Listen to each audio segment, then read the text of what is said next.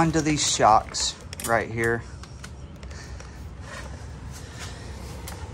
As you can see on the bottom right here, this is the factory shock mount, but you'll notice this one is usually on the left side because the shocks are mounted on the inside of the frame. But if you take those and you swap them, then it'll put your mount on the outside of the frame so you can mount your shock there. And then one option you have is the upper bracket that usually comes with shocks. You can weld that to the side of your frame. That's how a lot of people do it. Hester does it that way. I did Crockett that way. But this go around, I thought, hey, let me find a way that this can bolt in to the side of the frame since we're trying to do a lot of bolt-in type stuff. So I found these universal shock brackets online on Amazon, and it comes with a double bracket here. So what I did is I marked at the full height where it needed to be, and now at ride height, this is where it's at. And then I know how far it'll go down when it's all the way down, so we have full stroke here. So I made some marks right here in the middle of the stroke at ride height, and I'm just going to drill those holes. And then either, I haven't decided if I'm going to self-tap that in there or if I'm going to drill and then thread some bolt hole threads into there so we can bolt it in and out. That's kind of what I'm shooting for, but we'll see how that goes.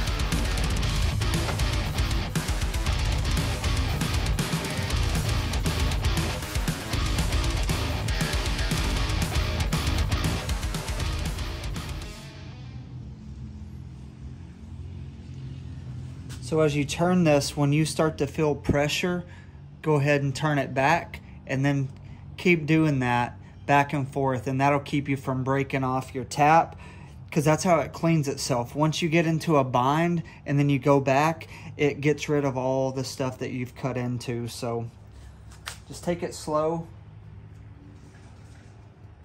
Just a little like that. Once you get in the rhythm, you kind of know how to do it. But what you don't want is to snap this tapper, because this is the only one I got. So I'd have to go all the way back to Home Depot a week before Christmas and wait around in all the traffic again, and I do not want to do that.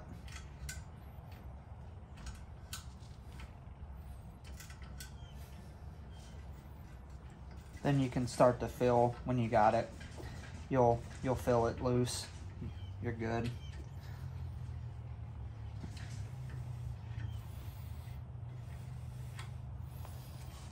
You can see all the trash. It fills up into the little divots there.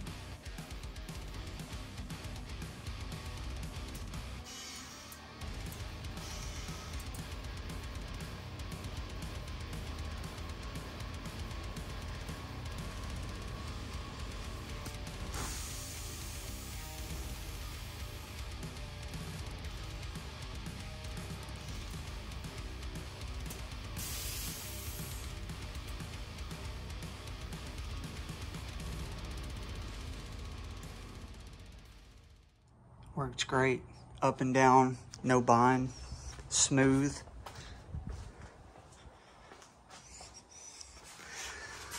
Goes all the way up without maxing out, all the way down without maxing out.